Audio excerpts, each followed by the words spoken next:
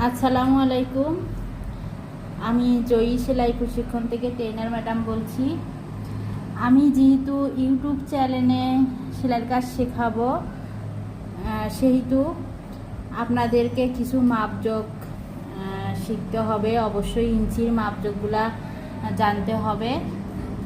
তাহলে এখানে দেখেন, পোশাক তৈরি করার সময় ইঞ্চি ও গিরার মাপ সম্পর্কে জানতে হবে। নিচে তা উল্লেখ করা হলো। 36 ইঞ্চি 1 গজ, 18 ইঞ্চি হাফ গজ, 2 হাত 1 গজ, 1 হাত হাফ গজ, 2 ইঞ্চি 1 গিরা।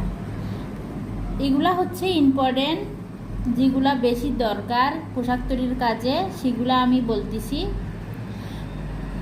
সহজ নিয়মে জয়ী সেলাই প্রশিক্ষণ কেন্দ্রে পোশাক তৈরির কাজ